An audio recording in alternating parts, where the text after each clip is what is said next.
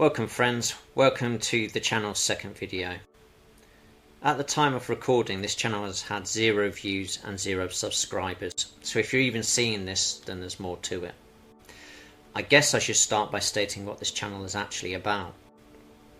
At the time of recording, a conventional view of consciousness and reality is well on its way to unwinding, and it is by no accident. It's quite deliberate, in fact. There was plenty of war, famine and political arguments in the 20th century, but at least it all kind of made some sort of sense, and the politicians were serious individuals. In some cases they might found out to be corrupt or liars, but they at least did it in a professional manner and accepted the consequences like adults, and always kept up a facade of respectability. We knew where we were from both a religious and an anti-religious standpoint. Many had the freedom to pick between the two depending on their location, upbringing and preferences. We also knew where we were going via the steady developments of science. If nothing else, the Cold War conflict drove technological innovations within the two blocs that could be translated into civilian applications such as useful home appliances, transport or engineering systems. The everyday life of average working people across the globe also made sense. In a Western country, you didn't have to be particularly driven, fit or smart to get a regular job and earn a decent living and sustain a roof over your family's heads. And all the news in many countries came from government controlled or regulated TV channels and print media. The world of the weird, commonly referred to by both me and others as woo, was still around. But there was no internet to spread fanciful tales. Instead, there were periodic TV interviews with regular Dick and Janes across the world who would speak of seeing ghosts or aliens, Bigfoot or God knows what else. And the average viewer would just sit back and laugh at them and casually dismiss their stories as utter nonsense or hallucinations. There was also the odd TV shows such as Arthur C. Clarke's, which highlighted UFOs, crystal skulls and the Bermuda Triangle and a whole host of other curiosities that defied the mainstream. But again, to the average person, this stuff was just speculative amusement at best. Basically, the world of the weird was easily ignored by the populace who believed in very mundane things, especially the things school, church, work and the government told them and had drummed into them.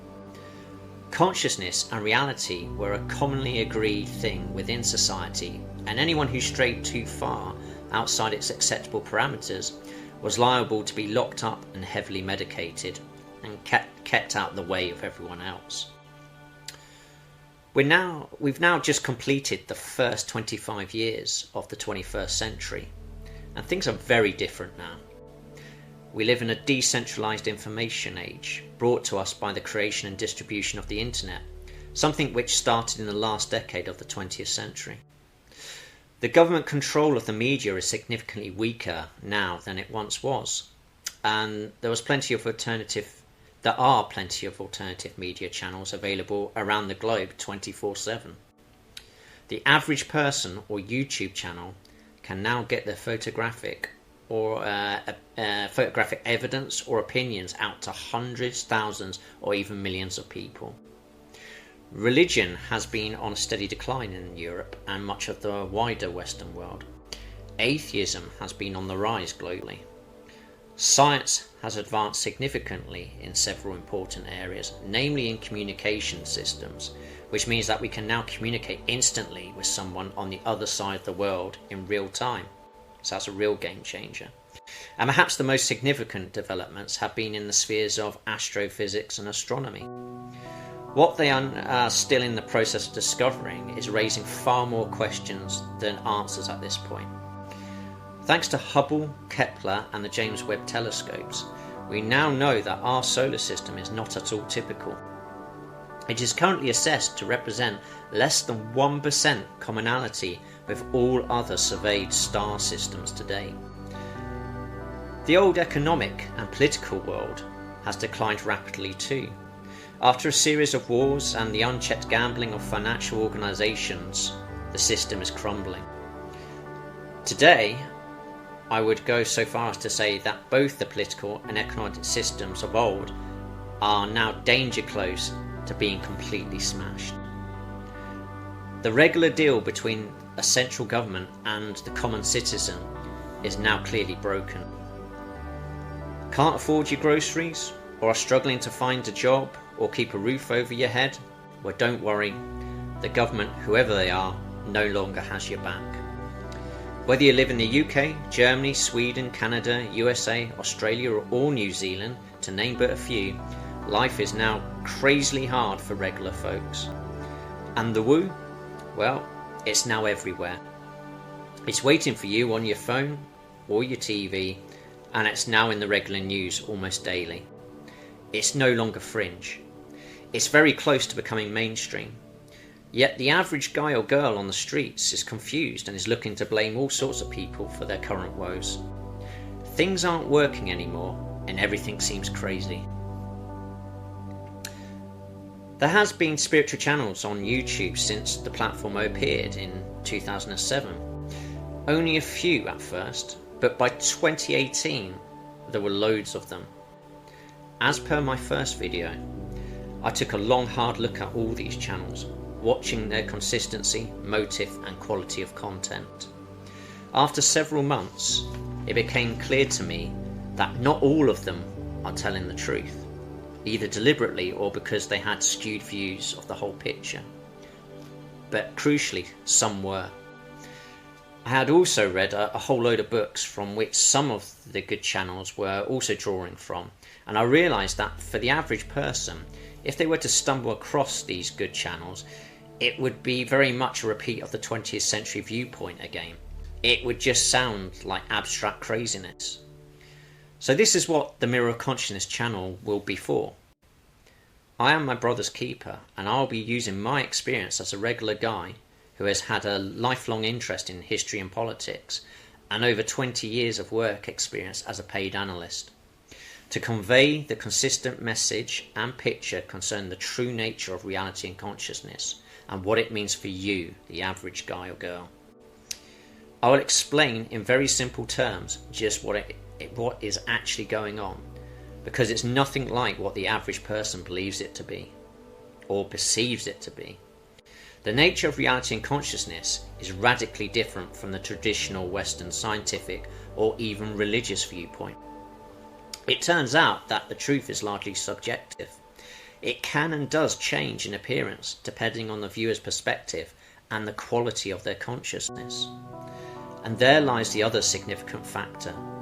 Consciousness itself is a variable quality. What do I mean by this? Well, most of us would agree that an insect is not as conscious as a rodent. But is a rodent as conscious as a dog? Most would agree that a dog isn't as conscious as a human child of, say, 10 years of age. And that child is not as conscious as a fully grown adult human, right? That is all largely correct. We could all probably agree that levels of intelligence varies between human adults too. But I was surprised to discover that the levels of consciousness can vary significantly amongst human adults. And then there are the things in existence that have a greater intelligence and base consciousness than even the most intelligent and conscious human. But more on that in a later video. The following videos of this channel will fall into one of four categories. Number one, an explanation of the real nature of reality and consciousness and the ecosystem it sits within and your place within it. 2. A history of theology. This will all further support point number 1. Number 3. An examination of supernatural or paranormal phenomena, which will also further support point number 1. And number 4. This will be arguably the most important topic: practical shadow work.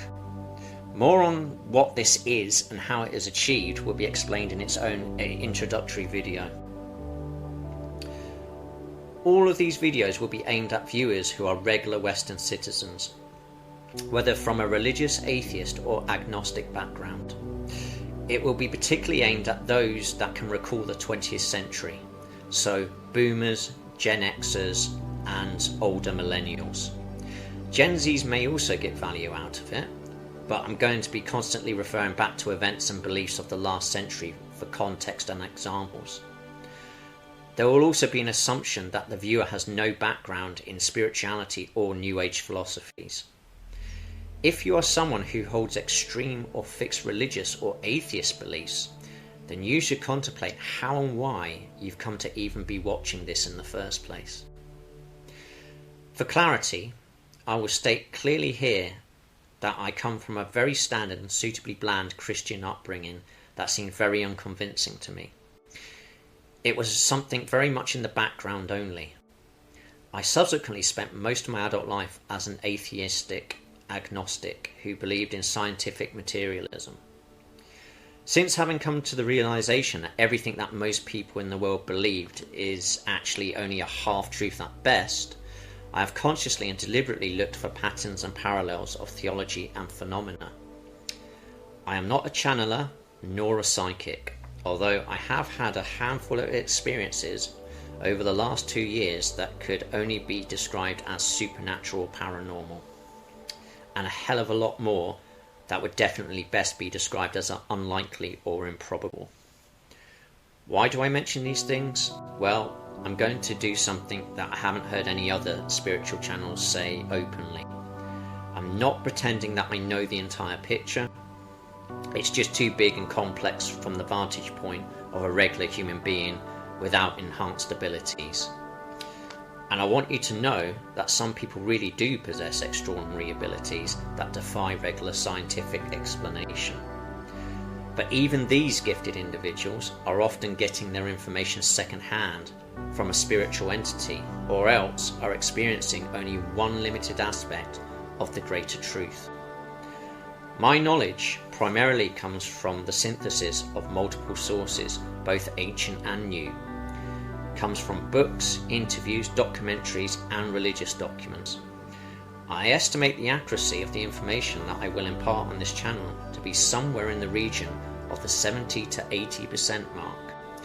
What I tell you will therefore only be roughly in the right ballpark, but will still be a lot better than the misleading and vague garbage that passes for standard religious and scientific knowledge today. You will and should do your own reading into all the subjects and concepts that I cover. But to help speed things up for both of us, I will mainly be drawing from 6 primary sources, which span cultures and time, but have significant overlap and therefore validate one another. There are many other sources I could cite from, but I want to keep things as simple and as streamlined and accessible as possible. The primary sources are: number 1, Advaita Vedanta, which is a philosophical system within one of the 4 main denominations of Hindu theology. This is arguably the oldest source I draw from, and the body of written doctrine and frameworks is so large that it would take several lifetimes for anyone to read through them in their entirety. I haven't read the Vedas, but I have watched copious videos summarizing and analyzing them. The Hindu religion is, according to standard belief, about 4,000 years old. I have selected this particular part of the Hindu philosophical system because it appears to perfectly marry up to the concepts and teachings that lay within the other sources. Number 2, Zohar. It was first published in Spain in the 13th century, but its roots are believed to date to particular sages who lived in the 2nd century AD. It is the foundational text in Jewish mysticism and especially Kabbalah. Number 3, the Kybalion, written by the 3 initiates. It was published in 1908. It can be described as a reader for a much older occult book alleged to have originated all the way from the ancient Egyptian civilization. The book details the core concepts of Hermetic philosophy. Number 4, This source is 3 novels known as the Journeys trilogy, written by an American pioneer in consciousness and the paranormal, Robert Monroe. His 3 books are 1971's Journeys Out of the Body, 1985's Far Journeys, and Ultimate Journey, written in 1994. Number 5, The Ra Contact, also known as The Law of One. It's a series of channeled communications that took place between 1981 and 1984. 3 individuals, led by Don Elkins, who is a physicist, communicated with an alien entity that stated it wished to communicate the nature of reality and a universal code of law to humanity in order to aid our evolution. And number 6, it's another trilogy of books written in 2003 by a NASA scientist called Thomas Campbell. He also contributed and collaborated with Robert Monroe at his institute. All 3 books fall under the title of My Big Toe, TOE standing for Theory of Everything. The individual books are Awakening, Discovery, and Inner Workings. So as you can see, we have a 100% ancient Indian source that is still practiced today and is the combined work of thousands of individuals over a period of thousands of years up to the present. We have another 2 sources purporting to be of ancient origins but still written centuries or decades prior to the next 3 sources. The Zohar and Kybalion definitely come from 2 separate occult traditions that scrutinize and quantify consciousness and reality. 2 of the sources are by American professionals who come at the same subject from 2 different angles. The first from direct subjective experience, and the second who tries to compile an overview of reality and consciousness as a comprehensive theory. And in the case of the 5th source, we have information related by a supposed extraterrestrial entity. I will produce videos on each of these and will point out the similarities and coherent narratives within each other and many other sources that I haven't mentioned so far. So, when something's the truth, the story remains the same, no matter how it's being related, and that's why they're all here. I will now conclude this video by again doing something that many spiritual YouTube channels won't bother saying, by stating clearly that I don't have any agenda other than to tell you plainly what I think the true nature of reality and consciousness is, so that you can use that information to the best of your ability to navigate through these crazy times of hardship and protect yourself and your loved ones as best you can. I will never knowingly lie to you or mislead you, nor will I ask you for money or try to sell you any courses or books. This is my service to others. Goodbye for now, and until next time, farewell friends.